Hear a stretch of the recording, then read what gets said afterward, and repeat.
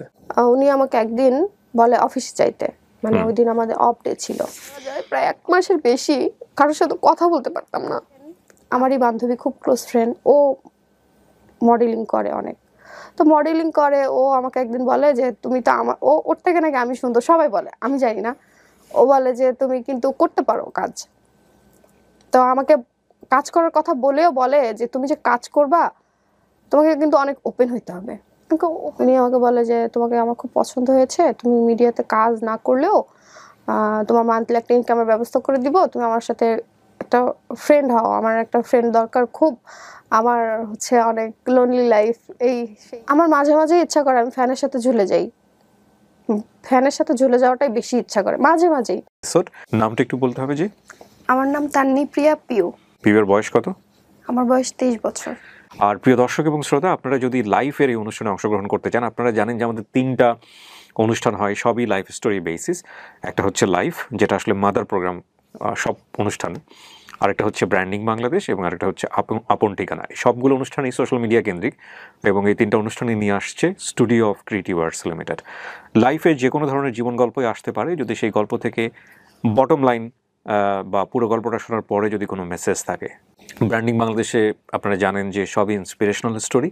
আপন ঠিকানায় কী হয় সেটা তো আপনারা জানেনই, হারিয়ে যাওয়া মানুষদেরকে দীর্ঘদিন পরে তাদের পরিবারে ফেরানো। তো পিউ, আমি কথা বাড়াচ্ছি না, একেবারে যেখান থেকে বলতে ইচ্ছে করে, যেভাবে বলতে ইচ্ছে করে, ইটস ইওর ফ্লোর। প্রথমত আমি ঢাকাতে জন্মগ্রহণ করি।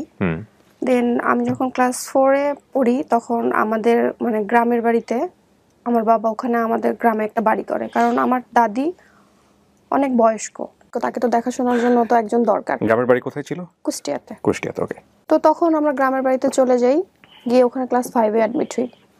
5, 6, 7 খুব ভালো ছিল। বাবা কি করতেন? বাবা গাড়ির ব্যবসা করে। গাড়ির ব্যবসা বলতে কি রেন্টে কারের ব্যবসা নাকি গাড়ি কিনে? না, রেন্টে কারের ব্যবসা। রেন্টে কার ব্যবসা করেন। মানে আমাদের গ্রামের ওই এলাকাটা হয় কি যে 12-13 বছর হলে মেয়েদের বিয়ে হয়ে যায়, ওরকম ভাবেই আমারও বিয়ের প্রস্তাব আসতে শুরু করে। আপনি কি বড় ছিলেন আপনার পরিবারের মধ্যে? হ্যাঁ, আমি আর আমার একটা ছোট ভাই, আমার 1 বছরের ছোট। জি। মা আর বাবা। তো সেখান থেকে বাবা বললো যে না, এখন তো বিয়ে দিব না, বিয়ে দিলেও মোটামুটি ইন্টার পাস করুক তারপরে বিয়ে দিব। তো আমি স্কুলে যাইতে পারতাম না, যাদেরকে রিজেক্ট করা হয় ওরা আর কি আমাকে খুব টার্গেট করে যে কেন দিবে না বিয়ে। ছেলেটা এসে বলতো ওকে আমি খুব পছন্দ করি, ওকে আমি বিয়ে করতে চাই, মানে বিয়ে করবো, আমার বউ, এরকম কথাও হইতো। তো আমাকে নিয়ে সবাই হাসাহাসি করতো ক্লাসের মধ্যে সবাই, মানে আমার যারা ফ্রেন্ডরা ছিল। আমি যখন স্কুলে যেতাম তখন আমাকে ফলো করতো, প্রভাবশালী ছিল। আমি ভয় পেতাম খুব, আমি ছেলেদেরকে দেখতেই পারতাম না, একদমই অসহ্য লাগতো, আমি পছন্দ করতাম না। দেখা গেল আমার যারা বড় বোনরা ছিল ওরা কিন্তু প্রেম করতো, সবাই ফোনে কথা বলতো, আমি আমার মার সাথে চিল্লাচিল্লি করতাম যে এরা এত কথা বলে কেন, কি কথা বলে, ঠিক আছে, এরকম ছিলাম আমি। মানে এরকম অনেকদিন চলতে থাকে, ক্লাস 8-এ উঠে যাই তখন এরকমই চলতে থাকে। তো যখন দেখা গেল যে না অতিরিক্ত হয়ে যাচ্ছে বিষয়টা, তখন মানে ওরা আবার যখন ক্লাস 8-এ উঠে আবারও বিয়ের জন্য। ওরা বলতে কি অনেকগুলো ছিল নাকি কোন একটা বিশেষ ফ্যামিলি? বা ওরা বলতে ওই ছেলের সাথে আরো কয়েকজন ছেলে ছিল, মানে থাকে না যে একটা ফ্রেন্ডের সাথে তো আরো অনেক ফ্রেন্ড থাকে, চিনতেন আপনি ওদেরকে? চিনতেন আপনি? হ্যাঁ, আমি সবাইকে চিনি। ফ্যামিলিগতভাবে ওদেরকে জানতেন? হ্যাঁ হ্যাঁ, ওদের ফ্যামিলিতে কমপ্লেইন্ট পাঠালেই তো হতো। হ্যাঁ, ফ্যামিলিকেও কমপ্লেন পাঠানো হয়েছে, এমনকি যে চেয়ারম্যান মেম্বার থাকে গ্রামের, বোর্ড হয়, বোর্ড সালিশ যেটা বলে, ওইটাও হয়েছে। ওইটা হওয়ার পরেই ওরা বেশি আরো হয়েছে। বোর্ড সালিশ হলো কেন? কি ঘটনার কারণে হলো? এই যে আমাকে অনেক বেশি ডিস্টার্ব করতেছে, বলতেছে যে উঠাই নিয়ে যাবে, এরকমও হয় যে গাড়ি নিয়ে আসে, আমি গাড়ি দেখলে ভয় পাই, চিল্লানি দিতাম এরকম রাস্তার মধ্যে, তখন মানুষজন আসতো, তখন ওরা আবার চলে যেত। বাবা তখন কোথায়? বাবা ঢাকাতে থাকতো। আচ্ছা। বাবা যেত 2 মাস 3 মাস পর পর যেত। আপনাদের ওখানে অভিভাবক বলতে কে ছিল?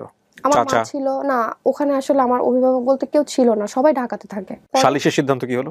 সালিশের সিদ্ধান্ত হলো যে হ্যাঁ তোমার সাথে বিয়ে দেওয়া হবে, ও একটু বড় হোক, ও তো ছোট, ওর বাবা মাও দিবে, এরকম ভাবে মা বাবা দুজনই ডিসাইড করলো যে ঠিক আছে দিব, মানে এখন ওদেরকে তো থামাইতে হবে, ঠিক আছে, সেজন্য বলা হলো যে ঠিক আছে তোমাকে দেওয়া হবে, ও ইন্টারটা অন্তত পাশ করুক। কিন্তু ওটা হওয়ার পরে ও আরো বেশি রেগে গেল, মনে হলো যে আজকেই তুলে নিয়ে একটা। বয়সের ডিফারেন্স কত ছিল ছেলের সঙ্গে আপনার? 5 বছর।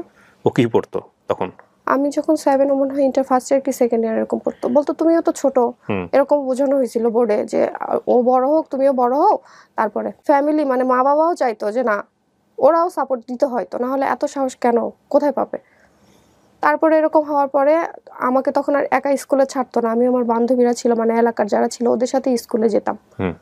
তারপরে কি করলো, আমার মা আমার সাথে যাওয়া আসা করতো। তো স্কুলটাও ছিল প্রায় 2 মাইল দূরে ছিল আর কি আমাদের বাসা থেকে। ও আর ওর বন্ধুরা মিলে ডিসাইড করলো যে আমাকে অ্যাসিড মারবে। বিয়ে যখন দিবেই না, আমি তখন ক্লাস 8 উঠে গেছি, অ্যাসিড মেরে আমাকে মানে শেষ করে দিবে একদম।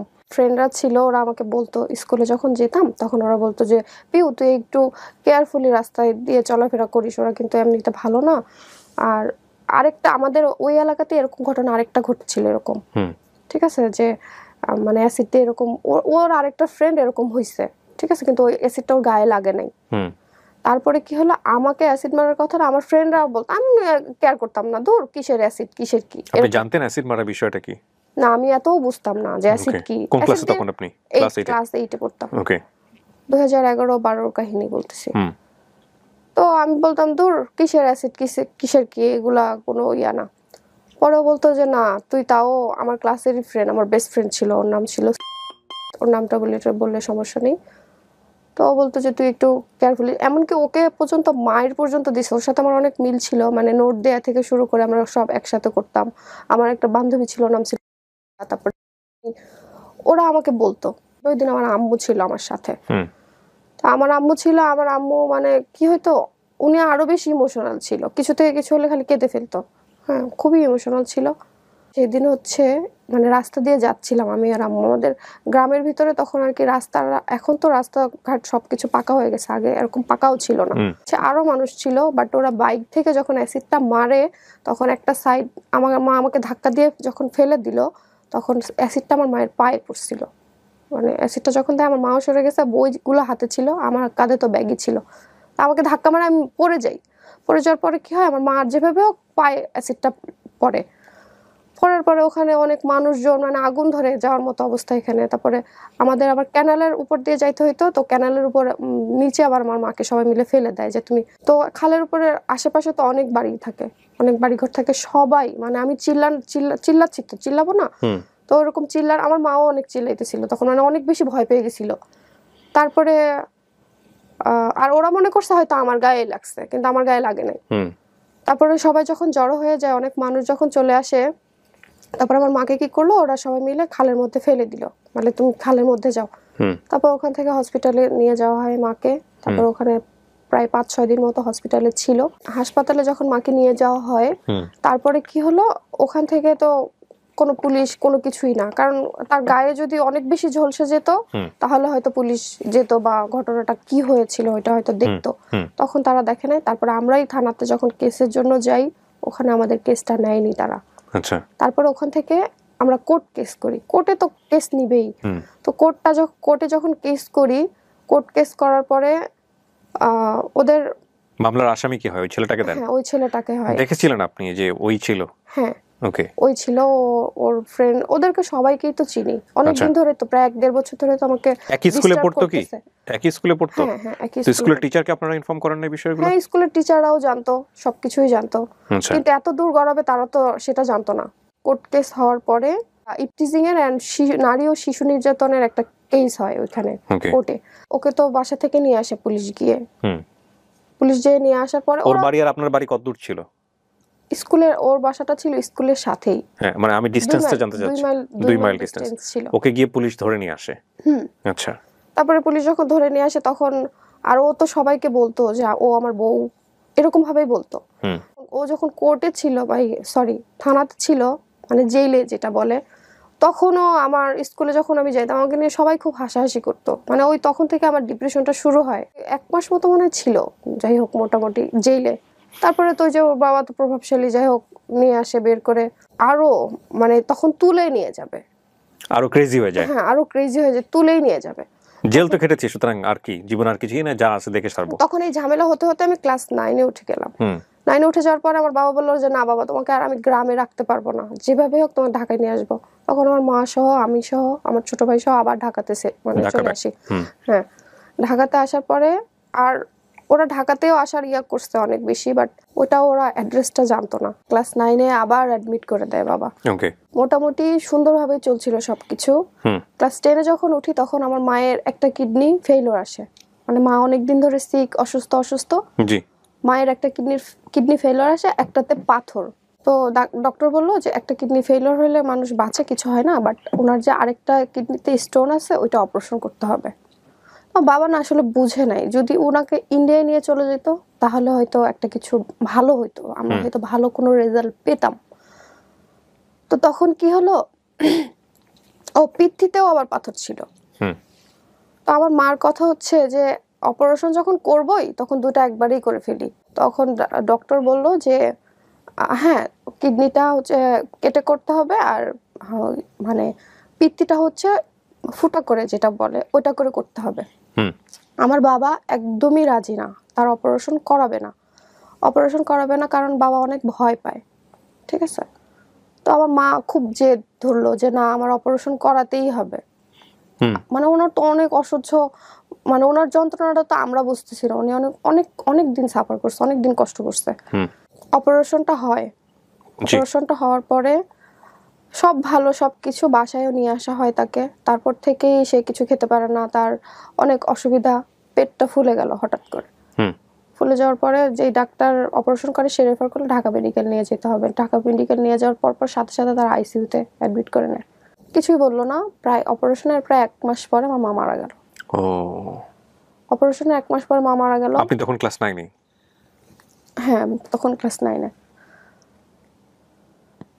মা মারা যাওয়ার পরে থেকে আরো বেশি মানে বাবা বলল যে ঠিক আছে বাবা তাহলে এখন কি হবে, তোমাকে কে দেখবে, বা মানে থাকে না এখনকার বাচ্চারা কি হয় অনেক বেশি অ্যাডভান্স বা অনেক বোঝে। আমি এক গ্লাস কখনো পানি ঢেলেও কখনো আমি খাইনি। তো দেখা গেল যে আমার অনেক কষ্ট হইতো, আমাদের সংসারটা কে দেখবে তখন সেই মুহূর্তে, মা নেই। আর মাকে নিয়ে 1টা মাস অনেক কষ্ট করছি ঢাকা মেডিকেলে। মানে এমন হয়েছে বারান্দাতে শুয়ে থাকতেছে। ঢাকা মেডিকেলের অবস্থা হয়তো ভাই আপনি জানেন। তো মা ওই ওই যে একটা গ্রামের যেসব কাহিনীগুলো হয়েছে ওগুলোতে যতটা না ডিপ্রেস ছিলাম, মানে ওগুলো তো ভুলি না এখনো। হয়তো রাত্রেবেলা ঘুমালে কি হয় ওগুলা স্বপ্ন দেখি যে আমার সাথে হয়তো আবার এরকম কিছু একটা হবে। এখন যদি এরকম কিছু একটা হয় আমার তো মা নেই, আমাকে কে সেভ করবে, ঠিক আছে। তো মা যখন মারা যায় প্রায় 1 মাসের বেশি কারোর সাথে কথা বলতে পারতাম না। আপনাকে আমি যেটা বলছিলাম ভাই, আমি খুব ভুলে যাই সবকিছু। তো হলো কি যে মা যখন মারা গেল ওইটা আরোই নিতে পারি নাই। তো ঢাকা মেডিকেল থেকে তো আমাদের গ্রামের বাড়িতে তাকে নিয়ে যেতে হবে। আবার আরেকটা স্বপ্ন দেখি প্রতিদিন রাতে, এখনো দেখি, মানে মাথা থেকে যাই না, যে মাকে যেদিন নিয়ে গেলাম ঢাকা মেডিকেল থেকে গ্রামের বাড়িতে, যে অ্যাম্বুলেন্স তো অনেক জোরে স্পিডে চলে। তো মায়ের লাশটা যখন মানে ঝাঁকিতে লড়ে না, মানে হয়তো আমার মনে হচ্ছিল কি আমার মা বেঁচে আছে। ওই জিনিসটা এখনো ভাই আমার মাথা থেকে যায় না। আমি প্রায় রাতেই দেখি কি আমার মা হয়তো বেঁচে আছে, মানে ঝাঁকানোতে বডি তো লড়ে মনে হচ্ছিল মা নড়ছে। হ্যাঁ নড়ছে এরকম মনে হচ্ছিল। ভালো স্টুডেন্ট ছিলাম। তো আমার এসএসসি রেজাল্টটা ভালো হয়নি, তখন আমি আরো ডিপ্রেসড হয়ে যাই। সংসারের একটা প্রেশার চলে আসে আমার উপরেই, কারণ আমার বাবা এমন একটা মানুষ, সে মানে অনেক ক্লিন মানুষ, ঠিক আছে। তাকে যে অন্য কেউ রান্না করে দিবে বা বুয়া যে রান্না করে দিবে বা বুয়া একটা কাজ করে দিবে সেটা সে পছন্দ করে না। আমি যেভাবে দিব আমারটাই সে করবে, মানে আমার সব কিছুই খাবে, আমি সব। ইন্টারটাও যখন আস্তে আস্তে যখন পাশ করি, ইন্টার পাস করার পরে ইউনিভার্সিটিতে অ্যাডমিট হই, তখন তার ওরিয়েন্টেশন প্রোগ্রামও হয়। তো ওই প্রোগ্রামে আমার একটা ছেলে আমাকে দেখে, ওই দিন আমি ওকে দেখিনি। তারপরে 1 মাস 2 মাস মানে ফার্স্ট সেমিস্টারে ওকে আমি মানে তেমন চিনতাম না। সেকেন্ড সেমিস্টার থেকে ওর সাথে আমার অনেক ভালো একটা ফ্রেন্ডশিপ হয়। বিবিএতে আমি অ্যাকাউন্টিং এ ছিলাম। ওকে। তো ওর সাথে আমার ফ্রেন্ডশিপ হয়, যে দেখা গেল একসাথে স্টাডি করতেছি, লাইব্রেরিতে বসতেছি, এরকম মানে নর্মাল একটা ফ্রেন্ডশিপ, যেমন বেস্ট ফ্রেন্ড যেমন ও আমার এরকম একটা ফ্রেন্ড হয়। তো ফ্রেন্ড হতে হতে একটা সময় আমরা একসাথে ঘুরতে যেতাম, একসাথে কফি শপে বসতাম, কফি খেতাম, আড্ডা দিতাম, লাইব্রেরিতে বসতাম, একসাথে স্টাডি করতাম, সব ঠিক ছিল। একসাথে লাইব্রেরিতে স্টাডি করতেছি, এক সময় ও আমাকে বললো যে ও আমাকে অনেক পছন্দ করে, আমিও ওকে অনেক পছন্দ করতাম। প্রপোজ করার পরে আমি এটা অ্যাকসেপ্ট করি। তারপরে দেখা গেল ওর বার্থডেতে আমি ওকে অনেক সারপ্রাইজ করতাম, ও আমার বার্থডেতে অনেক সারপ্রাইজ করতো। আমার ওকে অনেক বিশ্বাস করতাম যে না ও আমাকে অনেক ভালোবাসে, হয়তো আমি ওর সাথেই ভালো থাকবো। আর ও এমনিতে অনেক অনেক ভালো ছিল, মানে আমাদের ফ্রেন্ডদের মধ্যে সবাই ওকে খুব পছন্দ করতো, আমাকেও অনেক পছন্দ করতো। মানে আমরা যে কাপল ছিলাম আমাদের সবাই খুব পছন্দ করতো যে না তোমাদের খুব সুন্দর লাগে, সুন্দর মানায়। আবার অনেকে ছিল যারা ইউনিভার্সিটি তো অনেকে আমাকে পছন্দ করতো, অনেকে আবার অপছন্দ করতো, বিষয়টা দেখতে পারতো না, বলতো যে কি একটা রিলেশনশিপ করছো, তোমার সাথে যায় না, মানায় না, এমনও শুনতে হয়েছে। তো যখন আমার এরকম অনেক বিয়ের প্রপোজাল আসে, আমি ওকে বলি, ও এমনও হয় কান্না করে, অনেক কান্না করে যে না তুমি বিয়ে করো না, বিয়েটা কমপ্লিট হোক, আমরা বিয়ে করব। তারপরে দেখা গেল ওর যত কাজিনরা ছিল, মানে ছেলেটার যত কাজিনরা ছিল, ওরা সবাই আমাকে পছন্দ করে, ওরা আসতো, ওদের সাথে ঘুরতে যেতাম, একসাথে ঘুরতাম আমরা। তারপরে এক কাজিনের বাসায়ও গেছি, যে ওই কাজিনের হচ্ছে ছেলের বার্থডে ছিল, বার্থডেতে যখন গেছি তখন ওরা আমাকে সবাই চিনছে, মানে ওদের বাসার, ওর মা থেকে শুরু করে ওর বাবা, ওর বোন, ওর ভাই, সবাই আমাকে চিনে, সবাই আমাকে পছন্দ করে। আবার আমার বাসা থেকেও আমার বাবা ওর ছবি দেখে, বাবা বলে যে ঠিক আছে সমস্যা নেই, বিয়ে কমপ্লিট করো। ও মানে আমরা তো সেম এজ ছিলাম, ঠিক আছে, তো তখন বললো যে ঠিক আছে তাহলে তোমরা বিয়ে কমপ্লিট করো, তারপরে বিয়ে করো। ওদের বাসা থেকে আমাকে এমনও হয়েছে, ইনভাইট করছে, যে থাকে না যে কারোর বিয়ে হয় বা চাচাতো বোনের মা মামাতো বোনের বিয়ে হয়, ইনভাইট করে ওরা সবাই আমাকে। তো ইনভাইট করলেও কি করতো, কখনো না আমাকে নিত না, মানে ওর বাসায় কখনো নিত না। ও চাইতো না যে ওর মা বাবার সাথে আমার ফেস হোক, কেন চাইতো না আমি জানি না। ও একটু মানে বলতো যে আমার মাকে আমি ভয় পাই, আমি বাবাকে ভয় পাই, আমি অনেক শাই ফিল করি, আমি কিভাবে তোমাকে নিব। আমি খুব মানে থাকে না রেডি থাকতাম যে একটা গায়ে হলুদের প্রোগ্রাম, ওর বড় চাচি আমা আমাকে, ওর যখন বড় ভাইয়ের যখন বিয়ে হয়, মানে চাচাতো ভাইয়ের যখন বিয়ে হয়, আমাকে বলছে যে বাবা আমি তোমার জন্য গাড়ি পাঠাইতেছি, তুমি চলে আসো। মানে আমার মা নাই দেখে উনি আমাকে খুবই ভালোবাসতো, খুবই আদর করতো, তো গাড়ি পাঠাচ্ছে তুমি চলে আসো। এখন আমার কথা হচ্ছে যে আমার যার সাথে রিলেশন, সে যদি আমাকে না বলে তাহলে তো আমি তার বাড়িতে যাইতে পারি না, পারি। মানে ওর ওর ফ্যামিলি সার্কেলে আপনি খুবই মোটামুটি পরিচিত ছিলেন। হ্যাঁ খুবই, মানে ওরা আপনাকে স্পেশাল ডেতে ইনভাইট করতো? হ্যাঁ প্রত্যেকটা স্পেশাল ডেতে ওরা আমাকে ইনভাইট করতো, এমনকি ওর বড় চাচি আম্মা পর্যন্ত আমাকে গাড়ি পর্যন্ত পাঠাইতে চায়, যে বাবা তোমার জন্য গাড়ি পাঠাইতেছি তুমি চলে আসো। এমনকি ওর যত কাজিনদের যে জামাইরা ছিল, মানে দুলাভাই যারা ছিল, তারাও আমার সাথে অনেক মজা করতো, সবার সাথে ফেসবুকে অ্যাডও ছিলাম। তো ও আমাকে ফেস করতো না কখনো, মানে ফ্যামিলির কাছে। তো আমার খুব মন খারাপ হতো, আমি রেডি থাকতাম। ফেস করতো না বলতে আপনি কি বোঝাচ্ছেন? পরিচয় তো হয়ে গেল সবার সঙ্গে, আপনার আবার ফেস করার কি আছে? পরিচয় তো আমার সাথে ছিলই, মানে ওইটা থাকে না যে একটা কাজিনের সাথে ফেসবুকে কিভাবে একজনের সাথে পরিচয় হলো তার একজনের সাথে হয়ে যায়, তো থাকে না। ওর মায়ের সাথে আমার কখনো সামনাসামনি দেখা হয়নি, নিয়ে যায়নি? না, ও নিয়ে যায়নি। আপনি আপনার বাবার সামনে ওকে নিয়ে গিয়েছিলেন? না, কিন্তু আমার বাবা জানতো, ওর বিষয়টা সবই জানতো। আমি ওর ছবি বললাম তো, আমার বাবা রাজি ছিল। বাবার এখন আমার বাবা তো মেয়ের বাবা, উনি তো আর যেচে তো আর সম্পর্ক করতে যাবে না। তো যখন আমি বিবিএটা কমপ্লিট করি, তখন আপনি বলছিলেন যে গায়ে হলুদের প্রোগ্রাম বা রেডি থাকতেন, ও কি করতো? আচ্ছা, আমি গায়ে হলুদের প্রোগ্রাম, আমি ওকে ফোন দিয়ে বলছি যে আমার তো বড় চাচি আমার ফোন করতেছে, আমি কিন্তু রেডি, তুমি বললে আমি রেডি হয়ে যাব। ও বলতেছে আমি তো, ও সেদিন ওর বাড়িতে ছিল না, বলতেছে আমি তো নিজেই তো আমার বাড়িতে এখন আসি নাই, কি পরিস্থিতিতে আসছে আমার বাড়ির, কি অবস্থা, কি না কি আমি তো নিজেই জানি না, তুমি কেন যাবা, তোমার যাইতে হবে না। তো ওই দিন আমার অনেক মন খারাপ হয় যে সবাই এত করে বলতেছে, আমাকে ও না করলো। তারপর আবার আমাকে যখন ফোন করে আমি বললাম ও তো আমাকে না করছে, আমি কিভাবে যাই। পরে আর শেষ ওইটা। তারপরে যখন বিবিএটা যখন আমি কমপ্লিট করলাম, তখন আমার বিয়ের জন্য খুব মানে একজন আর্মির অফিসার পর্যন্ত আমার বিয়ের ইয়া করছে। তো বাবা বললো যে না বাবা তুমি দেখো, ওকে বলে দেখো, যদি বিয়েটা করে, যদি হয় তাহলে ওর বাসা থেকে বিয়ের প্রস্তাব দিতে বলো, এভাবে আর তোমাকে আমি রাখতে পারবো না, কারণ বিবিএ কমপ্লিট করে ফেলছি। এখন আমার বাবা আমার জন্য বিয়ে করতে পারতেছে না, 8টা বছর হয়ে গেছে আমার বাবা আমার জন্য বিয়ে করে নাই, শুধুমাত্র কি যে তোমার বিয়ে আগে হোক তারপরে আমি বিয়ে করব। তারপরে যখন ওকে যখন জানানো হয় যে আমাদের এরকম এরকম বিয়ের প্রপোজাল আসতেছে, তুমি বাসায় জানাও, বা তুমি যদি তোমার মাকে দিয়েও কথা বলাইতে না পারো, তোমার তো একজন মামা আছে, মানে মামা হচ্ছে ওর এজেরই, হচ্ছে অনেক ফ্রেন্ডলি, তার সাথে আমার অনেকবার কথা হয়েছে, অনেক ফ্রেন্ডলি, মানে আমি যে মানে ওর যে ভাইগনা বউ হব ওরকম তার মধ্যে ছিল না, অনেক মজা করতো, ফ্রেন্ডের মতো ছিল একদম। আমি মামাকে দিয়ে তুমি একটা প্রপোজাল দাও। ও তখন বলে যে আচ্ছা ঠিক আছে আমি তোমাকে পরে জানাইতেছি। এর মধ্যে বাবার সাথে আমার একটা ঝামেলা হয়। ঝামেলাটা হয় আমি যখন, ভাইয়া এখানে একটু পজ করে আমি ঝামেলাটা কেন হয় এটা বলি। বিবিএটা যখন আমি কমপ্লিট করব, তার আগে কিন্তু আমাদের 3 মাসের একটা ইন্টার্নশিপ থাকে। তখন আমি যখন ইন্টার্নশিপটা আমি পাচ্ছিলাম না কিছুতেই, মানে যেখানে যাচ্ছিলাম সেখান থেকে হচ্ছিল না যে আমাদের এখন লাগবে না বা আমাদের আছে বা আমরা এখন ইন্টার্নশিপ নিব না, এরকম। ব্যাংকে ইন্টার্নশিপ করার খুব ইচ্ছা ছিল, তো পাচ্ছিলাম না। তখন একটা কোম্পানিতে ইন্টার্নশিপ হয় আমার, ইন্টার্নশিপটা আমি সুন্দরভাবে করি, করার পরে হয় ওখানে আমার জবও হয়ে যায় ইন্টার্নশিপটা করার সময়। তো জব হওয়ার পরে হয় কি ভাইয়া, ওখানে যেই সিও স্যার থেকে শুরু করে চেয়ারম্যান স্যার যারা ছিল তারা আসলে ভালো ছিল না মানুষগুলো। তারা আমাকে প্রপোজাল করতো যে তোর ব্যাংক অ্যাকাউন্ট নাই। স্টোরিটা বলেন আমাকে, কি হয়েছে? এটাই আপনার ফার্স্ট জব? হ্যাঁ, ইন্টার্নশিপ করলে তো অনেক কোম্পানি থেকে তো রেখে দেয়, তো আমাকে রেখে দেওয়া হয়। সিও স্যার, সিও স্যার, হ্যাঁ। CEO sir, manager sir. তো সিও স্যার আমাকে হচ্ছে ফোন করার পরে আমাকে বলে যে পিউ তুমি এদিন আসো, এরকম আসো। তো ওনার কথাবার্তা আমার কেন জানি, আমি তো বুঝি, ভালো লাগতো না। তা আমি অ্যাভয়েড করতাম খুব। সিও স্যারের সাথে কেন এত কথা বলবো, কাজ রিলেটেড কথা হবে, শুধু কাজ রিলেটেডই কথা বলবো। উনি আমাকে একদিন বলে অফিসে যাইতে, মানে ওই দিন আমাদের অফ ডে ছিল। অফ ডেতে অফিসে যাইতে বলে, আমি অফ ডেতে কেন অফিসে যাব?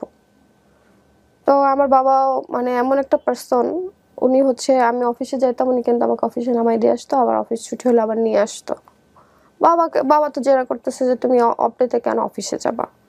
তো স্যার আমাকে বলতেছে তুমি অফিসে আসো, তুমি হচ্ছে 10টার মধ্যে আসবে, তোমাকে 1টার মধ্যে ছেড়ে দিব। না, কিন্তু অ্যাকাউন্টসের লোকজনের কিন্তু অনেক প্রয়োজন হয় অফিসে। না, ওই দিন আমার কোনোই কাজ ছিল না, কোনো কাজ ছিল না। ওকে। আমাকে বলতেছে তুমি 10টার মধ্যে আসো, তোমার সাথে আমার একটু পার্সোনাল কথা আছে, একটু দরকার আছে, হচ্ছে 1টার মধ্যে ছেড়ে দিব। এটা আবার কেমন, আমি তো 9টা থেকে 6টা পর্যন্ত ডিউটি করি। তো আমাকে 10টা বাজে যাইতে বলতেছে, 1টার মধ্যে আমাকে ছেড়ে দিবে। আমার ওই দিন এমনিই আমি ডিপ্রেসড, অলওয়েজ আমি ভাইয়া ডিপ্রেসড থাকি। আমার একটু থেকে একটু কিছু হলে আমি খুবই খুঁতখুঁতি মানুষ, যে অনেক বেশি চিন্তা করি। তো চিন্তা করতেছি যে আমাকে কেন এরকম ভাবে বলতেছে যাওয়ার জন্য। দেন আমি আর ওই দিন অফিসে যাই না। না যাওয়ার পরে উনি দেখলাম আমাকে ব্লক করে দিছে হোয়াটসঅ্যাপ থেকে। মানে হোয়াটসঅ্যাপে আমাদের যে ছিল, কিন্তু ওনার সাথে উনি, তারপর আমাদের যে ম্যানেজার স্যার ছিল উনি, তারপর আরো কয়েকজন ছিল, তো সবার সাথে হোয়াটসঅ্যাপে কথা হতো। মানে একটা গ্রুপ ছাড়া, অফিসিয়াল তো একটা গ্রুপ থাকে, ওই গ্রুপ ছাড়াও কথা হতো। উনি আমাকে ব্লক করে দিছে হঠাৎ করে। তো আমি ফোন দিলাম, স্যার আপনি আমাকে কেন ব্লক করে দিচ্ছেন? পরে বললো যে তোমার একটা ব্যাংক অ্যাকাউন্ট নাই, ভাবলাম তোমাকে একটা ব্যাংক অ্যাকাউন্ট করে দিব। তোমার হচ্ছে, তোমাকে তো আমি জমিদার বানাই দিতে চাই, তুমি তো আমার কথা শোনো না। তুমি আমার কথা শোনো, দেখো আমি তোমাকে জমিদার বানাই দিই, তোমার ফ্ল্যাট কিনে দিতেছি, তোমাকে গাড়ি কিনে দিতেছি। ওই দিনের পর থেকে আমি আর একদিনও ওই অফিসে যাইনি, একদিনও যাইনি। তার আগে আপনি বুঝতেন যে আসলে ইন্টেনশনটা ভালো না ওনার, যে কোনো ভাবে হোক আচার আচরণে। ওই দিন আমি একেবারেই সারপ্রাইজড হয়েছি যে আমাকে ওই টাইমটার, মানে টাইমটার জন্য, এই টাইম আমাকে মেনশন করে দিতেছে, তুমি এই টাইমে আসবা, তোমাকে এই টাইমে ছেড়ে দিব। তখন আমার আরো বেশি ইয়া লাগতেছে যে রাইট রাইট রাইট, যে আমাকে কেন এই টাইমটাতে উনি আমাকে অফিসে ডাকতেছে। আর অফিসটা এমন একটা অফিস, হ্যাঁ সবাই কাজ করতেছে ঠিক আছে, কিন্তু উপরে ওনার বাসা ছিল, এই জন্য আমি অফিসের উপরেই বাসা। আচ্ছা, এই জন্য আমি একটু ভয় পেয়ে আর ওই দিন অফিসে যাই নাই। তারপরে যখন দেখলাম উনি আমাকে ব্লক করে দিল, তারপরে আমি আবার যখন ওনাকে কল ব্যাক করলাম, ব্যাক করার পর যখন আস্ক করলাম, উনি আমাকে এইগুলো বলতেছে যে তোমাকে তো আমি চাইছিলাম একটা ব্যাংক অ্যাকাউন্ট করে দিব, তুমি তো আমার কথা শুনতেছো না, তোমাকে তো আমি জমিদার বানাই দিতে চাই, তোমার গাড়ি লাগলে আমি দিতেছি, তোমার ফ্ল্যাট লাগলে আমি দিতেছি। তো আমি বললাম যে স্যার আপনি আমাকে যে টাইপের মেয়ে ভাবতেছেন, হয়তো আমাদের বাংলাদেশে আছে অনেকেই এরকম, কিন্তু আপনি আমাকে যেরকম ভাবে ভাবতেছেন আমি কিন্তু এরকম না, আমি আমার দরকার নাই এরকম জবের। ও আমাকে একদিন আমার ম্যানেজার স্যার ফোন দেয়, ফোন দেওয়ার পরে বলতেছে কি ব্যাপার পিউ তুমি অফিসে আসতেছো না? আমি কিন্তু কোনো রেজিস্ট্রেশনও দেই নাই, কিছুই দেই নাই, হুট করে আমি অফিসে যাওয়া বাদ দিয়ে দিছি। তো ম্যানেজার স্যার ফোন করে বলে তোমাকে আমি এত পছন্দ করি, এত কিছু করি। উনি আমাকে এমনিতে অনেক হেল্প করতো, কাজে হেল্প করতো, কিন্তু ওনার ইন্টেনশনটাও আমি বুঝতাম যে এত কেন হেল্প করবে, আরো এমপ্লয়ি তো আছে, ওদেরকে হেল্প করতেছে না, আমাকেই কেন এত হেল্প করতেছে। তো আমাকে উনি বলে যে তোমাকে তো আমি অনেক পছন্দ করতাম, তোমার কি হলো না হলো, কে কি বললো না বললো, আমাকে তো তুমি বলতে পারতা আন্দাজি। মানে উনি হয়তো ভাবছে হয়তো কিছু একটা হইতে পারে এখানে, সামথিং ইজ রং, উনি হয়তো ভাবছে। ভাবার পরে আমাকে ফোন দিয়ে বলতেছে প্রায় 4-5 দিন পরে অফিসে যাওয়া হুট করে, কারণ আমি একদিনও অফিস মিস দেই না। তো হঠাৎ করে মিস দিতেছি বা কোনো প্রবলেম হলে তো তাকে অন্তত জানাবো যে আমার এই প্রবলেমের জন্য আমি অফিসে আসতেছি না। দেন হচ্ছে এরকম অবস্থা হওয়ার পরে উনি আমাকে বলে যে তোমাকে আমি এত পছন্দ করতাম, তুমি আমাকে জানাইতে পারতে। আপনাকে আমি কি জানাবো? আবার ম্যানেজার এটা বলতেছে? হ্যাঁ, আপনাকে আমি কি জানাবো, আপনি কি জানতে চান? পরে বলে তোমার কি সিও স্যারের সাথে কোনো ঝামেলা হয়েছে? না আমার কেন ঝামেলা হবে? কয় তাহলে অফিসে আসতেছো না? মানে হয়তো ওর এরকম হয়তো আরো কাহিনী কোনো মেয়ের সাথে হয়তো হইছে, হয়তো সে জানতো, বা হুট করে অফিসে আসা কোনো কিছু না দিয়ে কোনো কিছু না নোটিস না করেই। আমি বলতেছি না আমার কারোর সাথে কিছু হয় নাই, আমার হচ্ছে ফ্যামিলি প্রবলেম, আমি জবটা করতে পারবো না, তাই আমি অফিসে আসতেছি না, আপনি আমাকে আর কখনো ফোন করেন না। তারপরেও আমাকে অসংখ্যবার সে ফোন করছে, অসংখ্যবার ডিস্টার্ব করছে। এই সিও সাহেব নাকি ম্যানেজার সাহেব?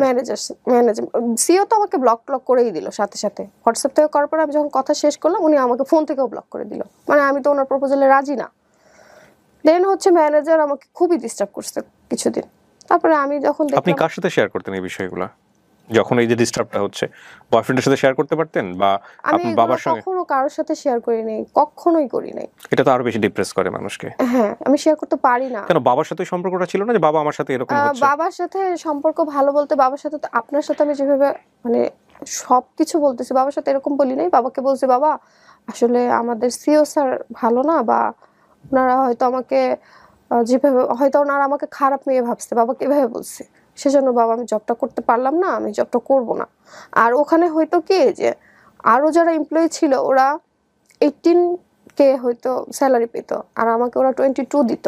মানে সিও স্যার আমাকে অ্যাপয়েন্ট করছিল ওখানে। ম্যানেজারকে যখন আমি আর পারলাম না তখন তাকে ব্লক করে দিলাম। আমি বললাম ভাইয়া আপনাকে তো আমি বললাম যে আমি আর জব করবো না, আপনি কেন আমাকে ডিস্টার্ব করতেছেন? উনি আমাকে আমাকে বিয়ের প্রপোজালই দিয়ে দিয়েছে যে আমি তোমাকে এরকম খুব পছন্দ করে, আমার টার্গেট ছিল আমি তোমাকে বিয়ে করবো। আমি না ভাই আমার তো বয়ফ্রেন্ড আছে, আমি আপনাকে কেন বিয়ে করবো? এভাবে বলে ওনাকে জাস্ট কেটে দিয়ে ব্লক টক করে দিলাম, কারণ অনেক ফোন দিত, সে খুবই ডিস্টার্ব করতো। তো এইগুলো আমি আমার ওই বয়ফ্রেন্ডের কাছে কখনো শেয়ার করিনি, কেন জানি না। থাকে না যে একটা রিলেশনশিপে আসি, অনেক বেশি ট্রাস্ট করি তাকে, তাকে বিয়ে করব এটাও ভাবি, কিন্তু তার কাছে কেন জানি শেয়ার করতে পারতাম না সবকিছু, জানি না কেন পারতাম না। আর ও আবার আমাকে এটা বলেছিল যে তুমি যদি আমার বাড়ির বউ হও কখনো জব করতে পারবা না। বয়ফ্রেন্ডটা বলেছিল? হ্যাঁ, ও তো আমার জব নাই এটা শুনলে তো খুশি হবে, খুশি হয়েছে। ও বলতেছে যে ঠিক ভালো হয়েছে, জব নাই বা জব আপনার করতেছে ক্লাসমেট না। না ও? হ্যাঁ, ও তখন কি করে? ওরও বিবিএ কমপ্লিট হয়ে গেছে। ও জব করে তখন? না ও জব করে না, মানে এক মাসও জবটা আমি করি নাই, 3 মাস ইন্টার্নশিপের পর 1 মাসও করি নাই জব। ওকে। মানে এই 1 মাসের ভিতরে এত কাহিনী হয়ে গেছে। তো ওর বাবার বিজনেস আছে, ওর কথা হচ্ছে ইন্টার্নশিপ শেষ আমি ওর বাবার বিজনেসই দেখবো, আমি জব টব করবো না। ও জব নিজেও করতে চায় না, আমি করে এটাও ও চায় না। তো বাবা বললো ঠিক আছে বাবা তোমার জব করতে হবে না। বাবাকে যখন বললাম তুমি বিয়েই করো, তুমি ওকে বলো বিয়ের প্রস্তাব দিতে, বিয়ে দিয়ে দিই, নাহলে তোমার অনেক বিয়ের প্রপোজাল আসতেছে, যে কোনো মুহূর্তে তোমার বিয়ে দিয়ে দিব আমি, আর কোনো কথা শুনবো না, অনেক বিয়ে ভাঙছো। তখন ওকে যখন বললাম ও আমাকে বললো আচ্ছা ঠিক আছে আমি দেখতেছি। পরের দিন বাবার সাথে একটু ঝামেলা হয়েছিল এই এটা কেন্দ্র করেই, যে আসলে ও আমাকে বিয়ে করবে কিনা তুমি একটু দেখো জানো। আমার বাবা একটু অন্য আরেকটা ঝামেলার কারণে আমার ফোনটা আমার হাতে থেকে নিয়ে নিছিল, তো আমি একজনের সাথে কোনো কন্টাক্ট করি না। ওকে জানাইছিলাম আমার ছোট অন্য ভাইকে কি দিয়ে। ঝামেলা এটা? অন্য একটা ঝামেলা বলতে এটা হচ্ছে বাবার বিয়ে নিয়েই আমার সাথে একটু থাকে না যে মা বাবার সাথে তো একটু ঝামেলা হয়, ফ্যামিলিগতভাবে চিল্লাচিল্লি কথা কাটাকাটি বাবার হয় বিয়ে না? বলতে আপনি ক্লিন স্ট্রিক্টলি? আমি চেয়েছিলাম বাবা আগে বিয়ে করুক তারপরে আমি করি, যে তুমি বিয়ে করো তোমার 1 মাসের মধ্যে আমি বিয়ে করতেছি। এত কনফিডেন্ট ছিলাম যে ও তো আমাকে বিয়ে করবেই, এরকম একটা কনফিডেন্স ছিলাম। তো বাবা যাই হোক ফোনটা যাই হোক মন একটু খারাপ ছিল, আমার হাত থেকে ফোনটা নিয়ে নেয় যে দেখি কে তোমার খোঁজ করতে আসে বা আসলে বিয়ের প্রস্তাব আসে কিনা। তো আমার ছোট ভাই ওকে দিয়ে পর্যন্ত আমি ওই ছেলের সাথে কথা বলেছি, মানে আমার যে বয়ফ্রেন্ড ছিল ওকে দিয়েও বলাইছি যে তুমি একটু তোমার ভাইয়াকে বলে দেখো, আমি তো বললাম তুমিও বলে দেখো, তাহলে ও বুঝবে যে আসলে সিরিয়াস বিষয়টা। মানে বিষয়টা হচ্ছে যে আপনার দিক থেকে চাপটা হচ্ছে আপনার বাবার জন্য, যে আপনি বিয়ে না করা পর্যন্ত আলটিমেটলি আপনার বাবা বিয়ে করবে না। না 8 বছর হয়ে গেছে আমার মা মারা গেছে, ঠিক আছে। তো ওকে যখন বলা হয় ও ওই দিন বলতেছে আচ্ছা ঠিক আছে দেখি কি করা যায়। আমি এভাবেও বলছি যে তুমি যদি তোমার আম্মাকে দিয়ে না বলাইতে পারো, বাবাকে দিয়ে যদি না বলাইতে পারো, মামাকে দিয়ে বলাও। পরের দিন আবার ফোন করি ওকে, ফোন করার পরে ওকে বলা হয়, ওকে জিজ্ঞেস করলাম কিছু করলা, কি বলবা, কি কি করবা, আমাকে তো কিছু বললা না। ও আমাকে বলতেছে মামা তো নাই, মামা তো ওর বাড়িতে গেছে, আমি কি করব বুঝতে পারতেছি না। আচ্ছা, একটা ফোন কলের জন্য মামা বাড়িতে আছে কি কোথায় আছে এটার কোনো প্রয়োজন হয়? উই আর বিয়ের টেকিং, এখন মানে আমরা বিয়েটা প্রিপারেশন বিয়ের না, নিচ্ছি। হ্যাঁ, হ্যাঁ হ্যাঁ। আমরা প্রিপারেশন নিচ্ছি বা আমরা বিয়ের প্রস্তাব দিব, এরকম একটা ভালো মন্দ তো একটা কথা মানে আছে। আপনার বাবাও চাচ্ছিল যে আপনাকে অন্য কোথাও বিয়ে দিতে। হ্যাঁ হ্যাঁ, দিয়ে দিতে, মানে অনেকদিন হয়ে গেছে তো, শুনতেছে ওর নাম শুনতেছে, অনেকদিন ধরেই শুনতেছে। হুম। ওকে ওকে যখন মানে এটা বলি, ও বলার পরে বলতেছে যে এখন কি করব বুঝতে পারতেছি না। আমি একটা ফোন কল করার জন্য কি করবো এটা বুঝতে পারতেছো না? ফোনেই তো করবা, বাবার কাছে জাস্ট ফোন করবা, ফোন করে জাস্ট এই কথাগুলো বলবা, কি বলতে হবে সেটাও আমি শিখাই দিছি তাকে, সেটাও সে করে নাই। পরে 1 মাস 2 মাস হয়ে যায়, তার কোনো খোঁজ নাই, হুট করে সে গায়েব। আমিও আমার সব জায়গা থেকে ওকে ব্লক করে দিছি, যেটা সত্যি কথা, যে না আমি এত যাকে ট্রাস্ট করি, বাবার কাছে তো এখানে আমার মুখ থাকলো না, আমি কি বলবো তাকে। তো এটা নিয়ে আমি আবার ডিপ্রেশনে চলে যাই। ওই যে ব্লক করে দিছি, সবকিছু থেকে বাদ দিয়ে দিছি, দেওয়ার পরে 1 মাস কি 1.5 মাস পরে আমার আরেক কাজিনের কাছে নক করে। আমি তো ওর সাথে আর কন্ট্যাক্ট করতে চাচ্ছি না, ও আমার সাথে হয়তো কন্ট্যাক্ট করার ট্রাই করছিল, বাট আমি করি নাই। তারপরে আমার কাজিনের কাছে নক করে যে পিওর কি সত্যি বিয়ে ঠিক হয়ে গেছে কিনা, বা কার সাথে বিয়ে ঠিক হয়েছে, ওই ছেলেটাকে ও দেখতে চায়। তাহলে ভাইয়া এটা কি কি হইলো এটা বলেন? ওরা আমার কোনো খোঁজ খবর নাই, কিছু নাই, ও কার সাথে বিয়ে ঠিক হয়েছে সেই ছেলেটাকে ও দেখতে চায়। আমার কাজিন বললো কি আচ্ছা আমি একটু দেখি, ওই দিন আমি ওর সাথেই ছিলাম, পাশেই ছিলাম, কাজিনের বাসা আবার মিরপুরে। তো আসছি আপুর বাসায়, ওরকম নক দিছি, দেওয়ার পরে এখন যাই হোক ফোনে কথা বলতেছে ওরা দুজন। কথা বলার পরে আপু বলতেছে যে তুমি এরকম করলা, এরকম একটা কাজ করবো, কখনো আশা করি নাই, এটা কি করলা? হ্যাঁ। পরে বলতেছে আপু আসলে এখন এই মুহূর্তে বিয়ের প্রিপারেশন তো আমার নাই। তাহলে এতদিন রিলেশনশিপে কেন ছিল? আপু বলতেছে তাহলে এতদিন রিলেশনশিপে কেন ছিল? বলে না আপু আমি ওকে ভালোবাসি ঠিকই, আমি বিয়েও করতাম, বাট এই মুহূর্তে না। ওকে, বিয়ে না করার জন্য কোনো এক্সকিউজ কি ছিল ওর জায়গা থেকে, প্রপার কোনো এক্সকিউজ ওই যে যে আমি বাবা এই মাকে কারণে বিয়ে? বলতে পারবে না, এই মুহূর্তে বলতে পারবে না, কিভাবে বলবে সেটাও কিন্তু আমি ওকে শিখিয়ে দিয়েছি, তারপরে ও বলতে পারিনি। তারপরে আপু আমাকে বললো অনেকক্ষণ কথা ওর বলার পরে, ফ্যামিলির অন্যান্য মেম্বারদেরকে তো আপনি চিনতেন, তাদের মাধ্যমে তো ওদের ফ্যামিলিকে বলা যেত যে আমাদের এরকম একটা সমস্যা আছে, বিয়ে করলে তাড়াতাড়ি করে ফেলতে হবে। আমি আসলে ওই মুহূর্তে আমি ওর থেকেই জাস্ট জানতে চাইছিলাম, যা জানবো আমি তো সংসার করবো ওর সাথেই, আমার সারা জীবনের ব্যাপার, ট্রু। আমি ওর থেকেই শুনতে চাই, আমি আর আদার্স ফ্যামিলির কারোর থেকে কিছু শুনতে চাই না, কারণ তাদের সাথে তো আমি সংসার করবো না, আমি তাদের সাথে থাকবো না। ঠিক আছে, ওকে তখন স্ট্রং হইতে আমি চাইছিলাম যে ও স্ট্রং কিনা, ও আমাকে কতটুকু চায়, আমি ওইটা জাস্ট বোঝার জন্য আমি এরকম বলছিলাম। তারপরে আমার কাজিনের সাথে যখন ওর অনেকক্ষণ কথা, আমার কাজিন বলতেছে যে না ও এমনি তোমার অন্য সব বিষয় নিয়ে খুব ইন্টারেস্টেড, বাট তোমার বিষয়ে ও ইন্টারেস্টেড না, ও তোমাকে যে বিয়ে করবে এটা আমি বুঝলাম না ওর কথা থেকে। ওকে। ঠিক আছে। তারপরে আমার আরেকটা আন্টি আছে, আমার ফুপি, ওর কাছে নক দেয়, দিয়ে বলে আমি নাকি ওর সাথে চিট করছি, মানে ওটা ওর সেলফ স্যাটিসফ্যাকশন, ও তো এখন থাকে না যে বড় হবে, কেন বলে আমি জানি না, আসলেই জানি না। আমার মাঝে মাঝে খুব জানতে ইচ্ছা করে, ফোন দিয়ে একটু জিজ্ঞেস করি যে কি চিট করছি আমি তো তোমাকে বিয়েই করতে চাইছি।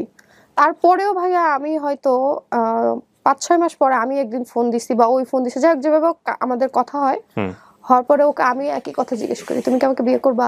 ও আমাকে কি বলে জানেন? কপালে থাকলে ভাগ্যে থাকলে হবে। সেটা তো চিরন্তন সত্য কথা, কিন্তু কনফিডেন্টের জায়গাটা নাই। তাহলে আমি কার জন্য ওয়েট করব? এখন পর্যন্ত আর কথা বলি না। মাঝে মাঝে আমার যে পেজ আছে আপনাকে বললাম, ওখানে মাঝে মাঝে নক করে, দেখা করবা? থাকে না এরকম করে মাঝে মাঝে। এখন ওইখান থেকে ব্লক করা, বাট আমি তো ওকে দিতে পারবো না, ওরটা দেখতে পারি।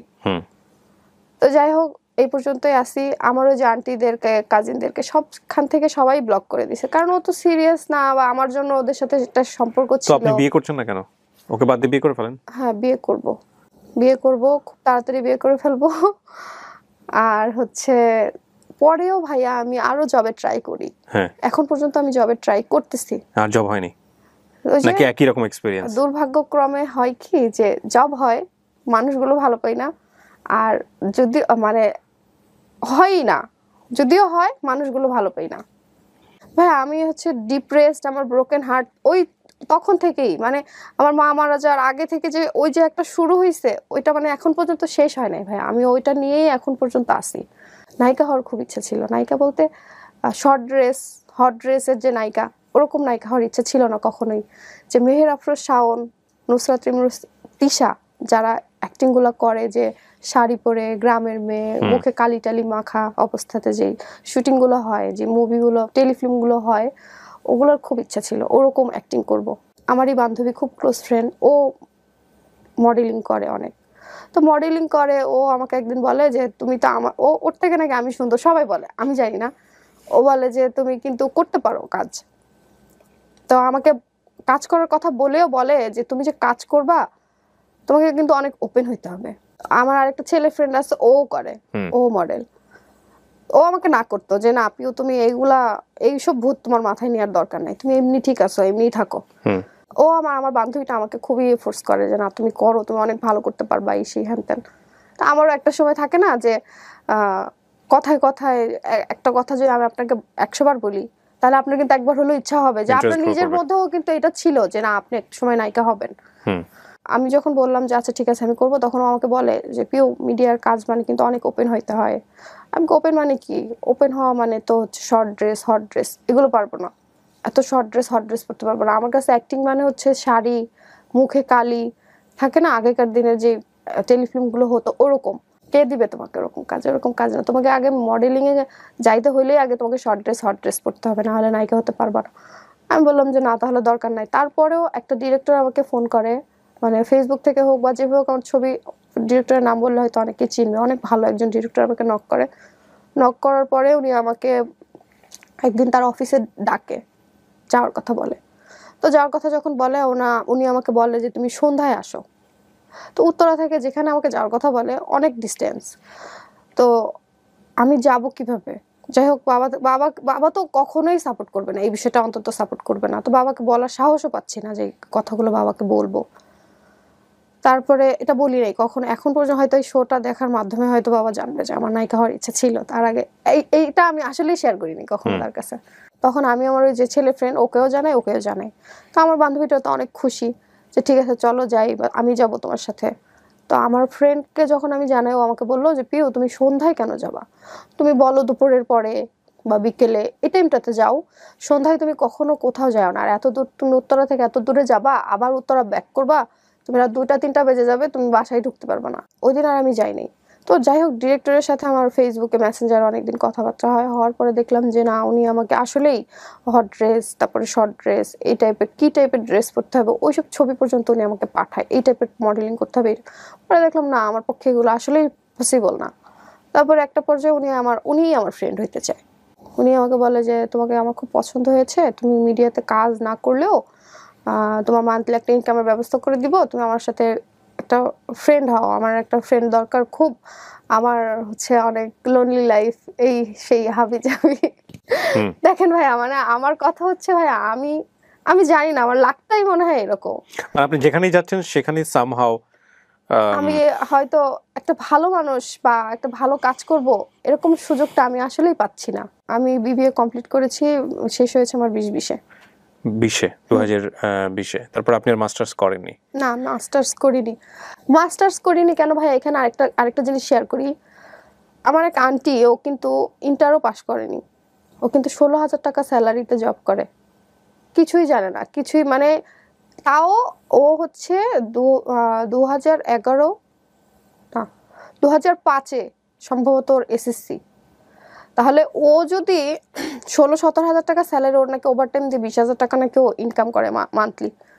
ও যদি এত কম পড়াশোনা নিয়ে যদি এত টাকা স্যালারি মানে জব, ওইটা আমার আরেকটা ডিপ্রেশন আমার, যে ও এত কম পড়াশোনা করে এত ভালো একটা জব করতে পারতেছে, সেখানে আমি বিবিএ কমপ্লিট করে একটা 15,000 টাকা স্যালারির জবও পাচ্ছি না। আর যদিও পাচ্ছি, আমার মানুষগুলো, আশেপাশের মানুষগুলো আমার ভালো হচ্ছে না, পাচ্ছি না আমি জব করতে আমি থাকে না যে আমি কমফোর্ট না, আনইজি ফিল হচ্ছে আমার জব করতে। এই যে এত ফ্রাস্ট্রেশন, এত কিছু নেগেটিভ সারাউন্ডিং, আমার মাঝে মাঝে ইচ্ছা করে আমি ফ্যানের সাথে ঝুলে যাই, ফ্যানের সাথে ঝুলে যাওয়াটাই বেশি ইচ্ছা করে মাঝে মাঝেই, হুট করেই কিছু থেকে কিছু হয়। আবার বাবা মাঝে মাঝে হঠাৎ করে সেদিন বলতেছে আমার মধ্যে আসলেই কোনো গুণ নেই, বাবা বলে। তারপরে মাঝে মাঝে ব্লেম দেয় আমার মার মৃত্যুর জন্য নাকি আমি দায়ী। তো ভাইয়া আমি কেন ব্লেম দেয় ওই যে আগে পর্যন্ত হয়তো আমার এই সমস্ত কাহিনীর জন্য আমার বাবা তো সবটা ওখানে ছিল না, হয়তো মাঝে মাঝে হয়তো ভাবে ওই ছেলের সাথে হয়তো আমার রিলেশন ছিল, বাট ভাইয়া আমার আসলে কোনো রিলেশনশিপ ছিল না, আমি তাকে দেখতেই পারতাম না, পছন্দই করতাম না। আমার যদি রিলেশনশিপই থাকতো বিয়েই তো করে ফেলতাম। আমি তো একাই থাকি আমার রুমে, তখন মাঝে মাঝে আমি দাঁড়াইও, একা একাই দাঁড়াই ফ্যানের সাথে। একদিন ওড়নাও নিছি, নিয়ে মনে হচ্ছে যে না একটু দেখি না আসলে এই মানুষ এভাবে মারা যেতে পারে কিনা বা মরে কিনা। তারপরে আবার ভয় পাই, সত্যি ভয় পেয়ে আবার নেমে আবার শুয়ে পড়ি। আজকের এই গল্পটা আমি যখন শুনছিলাম তখন আমার কাছে মনে হচ্ছিল যে এটার এন্ডিংটা কি হবে, এটার ফিনিশিং লাইনটা হচ্ছে একটা হচ্ছে আমরা সবসময় ছোটবেলাতে একটা কথা বলেছি, সেটা হচ্ছে prevention is better than cure. এটা ডাক্তাররা বলেন, প্রতিরোধ প্রতিকারের চেয়ে উত্তম। এই যে আমাদের সোশ্যাল মিডিয়াতে এত এত সুইসাইডের ঘটনা আসে, কিংবা আমি যে লাইফ স্টোরিগুলো আপনাদের এখানে পোর্ট্রে করি, যারা সুইসাইড থেকে ফিরে এসে নিজের জীবনকে অনেক সুন্দর করে, এই যে ঘটনাগুলো আসে, সেগুলো শুধুমাত্র খুব চুম্বক লাইনে, টুইস্টিং কিছু লাইনে গণমাধ্যমে আসে। আমরা পিছনের ব্যাকগ্রাউন্ডে যাই না। আল্লাহ মাফ করুক, আজকে এই যে পিউ যে গল্পটা বললো, ধরেন পিউ যদি কোনো কারণে এরকম একটা ঘটনার শিকার হয়ে যেত, পিউকে নিয়ে যদি সোশ্যাল মিডিয়া থেকে কোনো কিছু বলতো বা কিছু হতো, হয়তো বা এরকম একটা লাইন আসতো যে প্রেমের বিশ্বাসঘাতকতায় বা প্রেম করে বিয়ে না করাতে তরুণীর আত্মহত্যা। ওটা চুম্বক লাইন, এবং ওটা ভিতরে ঢোকার পরে হয়তো বিস্তারিত জানাও যেত না, 2 থেকে 3 মিনিটের একটা ভিডিও। তারপরে দেখা গেল গণহারে গালিগালাজ, হ্যাঁ, ভিডিওর নিচে সমানে গালিগালাজ, হয়তো ঘটনার ভিতরে যাওয়া হতো না। কিন্তু ওর গল্পটা আপনি দেখেন, ক্লাস 6-7 থেকে শুরু, সামাজিক বাস্তবতা, পারিবারিক বাস্তবতা, মাকে হারানো, এবং তারপর ইউনিভার্সিটি লাইফ পর্যন্ত যেখানে যেভাবেও গেছে, ব্যক্তিগত লাইফ থেকে শুরু করে পারিবারিক লাইফ, সেখানেও একটা টেনশন, আমার বিয়ে না হলে বাবার বিয়ে হচ্ছে না। আমরা আসলে যেরকম একটা সমাজে বসবাস করছি, সামহাও আমাদের লাইফস্টাইল বলেন বা সমস্ত কিছু বলেন, আমাদের ফ্রাস্ট্রেটেড হওয়ার মতো, আমাদের আসলে সুইসাইড করার মতো অসংখ্য উপসর্গ রয়েছে এই সমাজে, পারিবারিক অবয়বে। তো আমার কেন জানি মনে হয় যে আসলে শুধুমাত্র ব্রেন স্টর্মিং করে, মোটিভেশন দিয়ে এই জায়গাগুলো থেকে বের করে নিয়ে সেই জায়গাটা কতটুকু কিওর করা সম্ভব আমি জানি না। তবে এই আত্মহত্যা বা এই যে আত্মহত্যার মতো জায়গায় চলে যাওয়া, এটার জন্য সমাজ, সামাজিকতা, সার্বিক পরিস্থিতিও অনেক অনেক বেশি দায়ী। আপনি তো নিজে শিক্ষিত মানুষ, এখান থেকে বের হতে পারেন কিভাবে? আপনি আমাকে এটা বলেন, আপনার কি মনে হয় কি করা উচিত? কারণ আমার তো মনে হয় বাবার প্রতি একটা ইনজাস্টিস হচ্ছে, আর বিয়ে করা মানেও যে একটা সুন্দর জীবন, এটারও কোনো গ্যারান্টি নেই। এই জন্যই তো আমার কথা হচ্ছে ভাই, আমি না হুট করে একটা মানুষকে বিয়ে করতে পারবো না। আমারও তাকে অনেক টাইম নিতে হবে, আমার জানতে হবে, বুঝতে হবে, কারণ আমার সারা জীবনের ব্যাপার। এগ্রিড। আমি আসলে কি করব, আমি নিজেই এখন। আপনি পুরো গল্প শুনে আমার কাছে যেটা মনে হয়, এখানে যারা অনেকেই আছেন কমেন্টস করবেন, এরকম একটা জায়গাতে একটা মেয়ের কি করা উচিত। ডেফিনেটলি আপনার মতো সিচুয়েশনে বাংলাদেশের অনেক মেয়েরাই থাকেন, বিভিন্ন প্রেক্ষাপটে, বিশেষ করে জবে গিয়ে বিভিন্ন রকমের হ্যাসলের শিকার হওয়া। এছাড়াও এটাই হয়তো ভাইয়া, সবাই হয়তো, আমি হয়তো আজকে সাহস করে এসেছি আপনাকে জানাচ্ছি, আমার মাধ্যমে হয়তো অনেক মেয়েরা জানতে পারবে বা আমার লাইফের সাথে রিলেট করতে পারবে তারা। তো আমি বলবো যে ওই আপুগুলা যারা এরকম আমার মতো হচ্ছে বা এরকম মানে মুখোমুখি হচ্ছে এই প্রবলেমগুলোর, তাদেরকে একটাই রিকোয়েস্ট করবো, আপু এই জিনিসগুলো থেকে বের হয়ে আসেন, এরকম জব করার দরকার নেই। এছাড়াও সবচাইতে বড় যে জিনিসটা দরকার, সেটা আমি মনে করি যে প্রত্যেকটা, আমরা যে ধরনের ক্যাপিটালিস্টিক সোসাইটিতে বর্তমানে বসবাস করি, সেখানে ছেলে হোক মেয়ে হোক নির্বিশেষে সবার নিজের বৈধ অর্থ রোজগারের পন্থা অবশ্যই থাকা উচিত। নইলে একটা মানুষ, বলতে চেয়েছিলাম, রাইট, একটা মানুষ কখনোই সিদ্ধান্ত নিতে পারবে না। রাইট, আপনি যদি নিজে থেকে নিজের সিদ্ধান্ত নিতে চান এবং সেই সিদ্ধান্ত নেওয়ার জন্য আপনার অর্থের প্রয়োজন, অর্থ দরকার মানে হচ্ছে আপনার আয়ের প্রয়োজন। এখন আয় মানেই আমাদের একটা বেসিক কনসেপশন সবার মাথার মধ্যে আছে, একটা চাকরি। আয় মানেই হচ্ছে কোনো একটা প্রতিষ্ঠানে যাবেন, গিয়ে চাকরি করতে হবে। এই জায়গাটাকেও একটু ব্রডার জায়গা থেকে দেখতে হবে। হ্যাঁ, আপনি যদি নেগেটিভভাবে চিন্তা করতে চান, এত নেগেটিভ উপসর্গ আমাদের চারপাশে যে আপনার চিন্তা করার এলিমেন্টের অভাব হবে না। একটু আগে আপনি চিন্তা করলেন এসএসসি পাস করে একটা মানুষ 15,000-16,000 টাকা বেতন পায়, সেখানে আমি 15-16,000 টাকা বিবিএ কমপ্লিট করে একটা জব পাইতে গেলে আমাকে ধরনের হেসেল পোহাতে হচ্ছে, হুইচ ইজ অ্যাবসলিউটলি ট্রু। আবার কিছু মানুষ আছে একাডেমিক্যালি লেখাপড়া না করেও লাখ লাখ টাকা মাসে ইনকাম করে। তো আপনি এইভাবে এক্সাম্পল দিলে কিন্তু অনেক বেশি পিছিয়ে যাবেন। তার চেয়ে বরং আমি আপনাকে বলবো, চেষ্টাটা কখনোই গিভ আপ করা যাবে না। এটা খুব কমন একটা কথা, এটা আপনি জানেন। তারপরেও আমি বলছি, পৃথিবীর সব মানুষই ভালো মানুষ না, পৃথিবীর সব মানুষই খারাপ মানুষ না। সুতরাং আপনার চেষ্টা অব্যাহত রাখতে হবে, কারণ পৃথিবীতে অসংখ্য মেয়ে আছেন যারা নিজেদের যোগ্যতায়, নিজেদের কাজ দিয়ে নিজেকে প্রমাণ করেছেন, এবং তারা হয়তো আপনার মতো পরিস্থিতি ফেস করেছেন অথবা করেননি, অথবা একেবারেই ডিফারেন্ট একটা সিচুয়েশন ফেস করেছেন। বাট প্রত্যেকের লাইফই কোনো না কোনোভাবে স্ট্রাগল ছিল, ডেফিনেটলি ছিল, সেটা হয়তো ডিফারেন্ট ওয়েতে ছিল, একটা ছেলের জীবনও থাকে। আপনার ফার্স্ট এবং ফরমোস্ট ডিউটি হচ্ছে রাইট নাও এটা। তারপরে আপনি আপনার পারিবারিকভাবে সিদ্ধান্ত নেন, বাবার সাথে বসে সিদ্ধান্ত নেন যে বিয়েটা আপনি কীভাবে করবেন। আর আপনার বাবা অবশ্যই বেস্ট একজন বাবার ব্যাপারে কোনো সন্দেহ নাই। এই কারণে সন্দেহ নাই যে আপনার বাবা সে চিন্তা করেছে যে আমি একটা মানুষকে বিয়ে করে নিয়ে আসবো এখানে, তারপরে আমার সন্তানরা যাতে কোনোভাবেই একটা প্রবলেমের মধ্যে না পড়ে, মনোজাগতিক টানাপোড়েনের মধ্যে না পড়ে, সেই জায়গাটা সে সেভ করতে চায় বলে এত বড় স্যাক্রিফাইসটা সে করেছে। তো আমার মনে হয় সেই জায়গাটাকেও আপনাদের অনেক বেশি রেসপেক্ট করা উচিত, স্যালুট করা উচিত। আরেকটা কথা বলতে আমি ভুলে গেছি, সেটা হচ্ছে ওই যে ছেলেটা জেল থেকে ফিরে আসলো, জেল থেকে ফিরে এসে কি করেছিল জানেন? আমি তখন তো স্টুডিওতে পিকচার তোলা হইতো, মানে স্কুলের ছবি দিতে হলে তো স্টুডিওতে তুলতে হইতো। ও আমার এতটুকু নিয়ে পর্যন্ত ভাইরাল করে দিয়েছিল। তো আপনি পুলিশের অ্যাকশন নেননি কোনো পরবর্তীতে? হ্যাঁ, ওই যে বললাম, পুলিশের কাছে গেলে তো আমরা কোনো হেল্প পেতাম না। হ্যাঁ, আপনি এখন যদি এই ইস্যু নিয়ে যদি, প্রথম কথা হচ্ছে এটা যদি কেউ করে থাকে, আমি কেউ দিয়ে উদাহরণ দিচ্ছি, কেউ যদি এটা কারোর সাথে ব্যক্তিগত সম্পর্ক স্থাপন করেও থাকে, সেই ব্যক্তিগত সম্পর্কের কোনো কিছু পাবলিকলি আনলে বাংলাদেশে এটা সাইবার ক্রাইম, ভয়ঙ্কর রকমভাবে ক্রাইম, বেইল ছাড়া ক্রাইম। আমি যতদূর জানি যে এই ধরনের ক্রাইমে কোনো জামিন হয় না, আমি যতটুকু জানি, এবং এটার বিরুদ্ধে বাংলাদেশ সরকার খুব সোচ্চার। মাঝখানে আমরা দেখব যে সাইবার ক্রাইম এটা হওয়ার আগ পর্যন্ত এগুলো খুব বেশি হতো, একটা মেয়েকে হেনস্থা করা, এখনো যে টুকটাক হয় না তা কিন্তু না, কিন্তু এগুলো হলে এগুলোর খুব মারাত্মক অ্যাকশন আছে, সঙ্গে সঙ্গে পুলিশ অ্যাকশন নিয়ে ফেলে। আগে কিন্তু এত ছিল না, আগে এত ছিল না, এবং এগুলো খুব ভিগোরাসলি হতো। আমরা সেলিব্রিটি থেকে শুরু করে বিভিন্ন ইয়ের দেখেছি। এখন এমন হয়েছে যে পুলিশ স্বপ্রণোদিতভাবে এই জিনিসগুলোকে দমন করার জন্য চেষ্টা করে। সো এটা যদি কেউ করে, এটা যদি ধরেন ব্যক্তিগত জীবনে তাদের মধ্যে সম্পর্ক ছিল, একটা হচ্ছে সম্পর্ক না থাকা, ইচ্ছা করে হেনস্থা করার জন্য করেছে এটা একটা, আরেকটা হচ্ছে যে সম্পর্ক ছিল, থাকা অবস্থায় কেউ একজন স্টেপ নিয়েছে এই কাজটা করার, মানে হেনস্থা করার জন্য, সে ছেলেও হতে পারে মেয়েও হতে পারে। সম্পর্ক থাকার অবস্থাও কেউ এটা করতে পারবে না, যদি করে তাহলে এটা বাংলাদেশ আইন অনুযায়ী এটা সাইবার ক্রাইম, এবং এটার জন্য ভয়ঙ্কর রকমভাবে এটা একটা অপরাধ আছে, ভয়ঙ্কর রকমভাবে শাস্তি। সো সাইবার ক্রাইম নিয়ে যারা পড়াশোনা করেননি তারা একটু গুগলে সার্চ করে দেখেন যে বাংলাদেশের সাইবার ক্রাইম আইন কতটা শক্তিশালী, এবং এটা ভুলেও চিন্তা করবেন না। নিজের জীবনটাকে যদি শেষ করতে ইচ্ছা না হয়, শুধু নিজের জীবন না, মানে আপনারা যারা এরকম ইন্টেনশন নিয়ে রাখেন যে কোনো একটা মেয়ের বিশেষ ছবি বা তার সাথে হয়তো ছলে বলে কৌশলে কখনো এই ধরনের কাজ করে এটা পাবলিশ করে দিয়ে আপনি আপনার নিজের জীবনটা শেষ করে দিবেন, এরকম একটা চিন্তা ভাবনা, শুধু নিজের জীবনটা শেষ হবে না, শেষ হবে আপনার বাপ মায়ের জীবন, শেষ হবে আপনার সাথে জড়িত যারা ফ্রেন্ড সার্কেল তাদের। এই কারণে বলছি, কারণ আপনার মান সম্মান গেলে কিন্তু তাদেরও মান সম্মান যাবে। সুতরাং এই ধরনের কাজ দয়া করে একেবারেই করবেন না, তো করবেন না, চিন্তাও মাথায় আনবেন না। হ্যাঁ, so thank you so much, আপনি অনেক ভালো থাকেন, শুভকামনা থাকছে আপনার জন্য, আর নেভার গিভ আপ, ওকে, কখনো গিভ আপ করবেন না। শেষ করছি আজকের লাইভ, এবং আমি প্রথমেই বলে নিয়েছিলাম যে লাইভ মানে হচ্ছে এনি কাইন্ড অফ স্টোরি যেটার বিভিন্ন রকমের অ্যাঙ্গেল আছে, একটা চিন্তার জন্ম দিতে পারে এই ধরনের গল্প। তো সেই জায়গাটা থেকে আজকের এই গল্পটার